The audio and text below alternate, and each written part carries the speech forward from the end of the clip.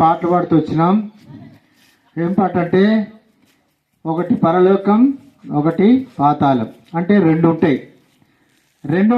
ఎందుకంటే ఒకటి పరలోకం, అది నీతిమంతులు పోయేది, మరి పాతాళం పాపులు పోయేది. కనుక ఆ పాపం నుంచి తప్పించడానికే యేసుక్రీస్తు లోకానికి వచ్చినాడు. అయితే యేసు అనగా రక్షకుడు, క్రీస్తు అనగా అభిషేకం పొందినవాడు. అంటే రక్షకుడు ఎవరికి?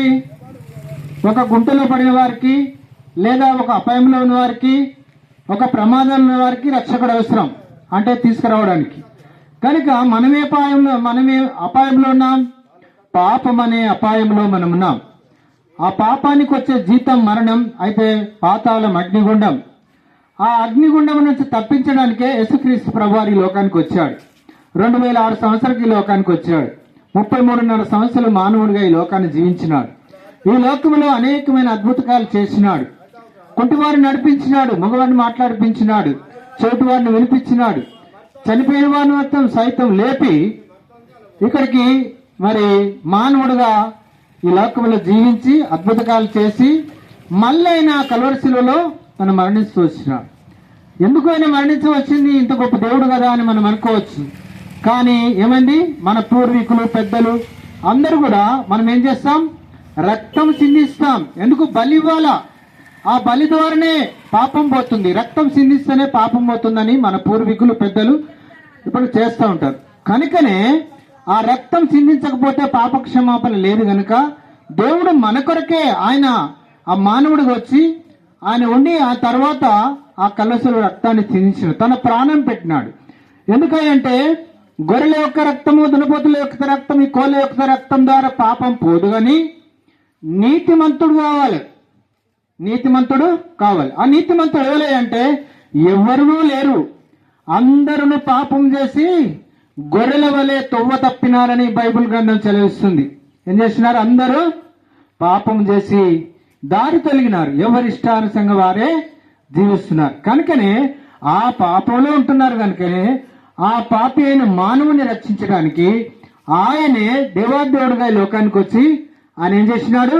ఆ కల్వరిలో రక్తాన్ని చిందించినాడు.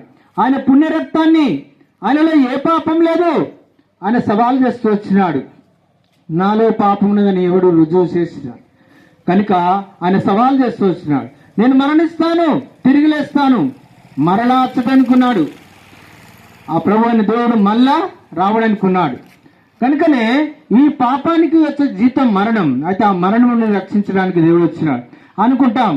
మనం అనుకుంటాం చనిపోతే తక్కడ బుక్కడ ఎక్కడికో పోతాంలే, ఎవడు వస్తుండే గాలిలో కలిసిపోతుంది, మనం చూడొస్తున్నామా అనుకుంటాం. కానీ అది కాదు. మనం ఏం చేస్తాము? ఇక్కడ చనిపోయింది ఏంటిది? శరీరమే చనిపోయింది. కానీ ఆత్మ దాన్ని దయచేసిన దేవుని దగ్గరికి వెళ్ళాల. అక్కడ ఉంటది తీర్పు. మనం అనుకుంటాం గాలిలో కలిసిపోయిందిలే అనుకుంటాం. కానీ కాదట్లా. దేవుని దగ్గర తీర్పులో నిలబడాలా. ప్రతి ఆత్మ అక్కడ నిలబడాలా. అక్కడ నువ్వు చేసిన దానికి, నువ్వు ఇక్కడ ఏం చేసినావో అవన్నీ లెక్కించబడతాయి.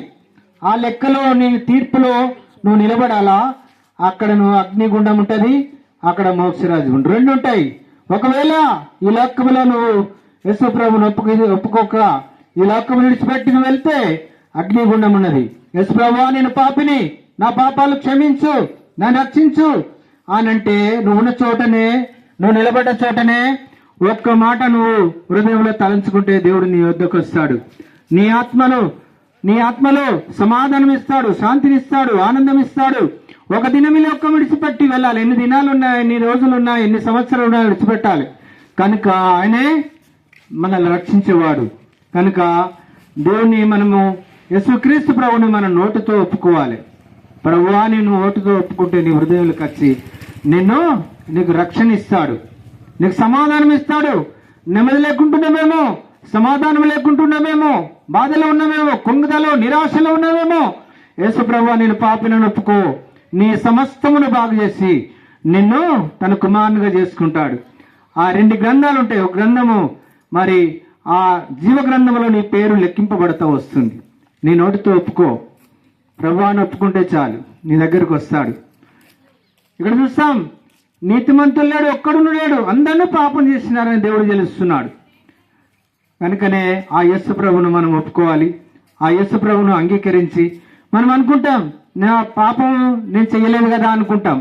దేవుడు చెప్తున్నాడు, తల్లి గర్భంలో రూపింపబడక ముందే నువ్వు పాపివి అంటున్నాడు.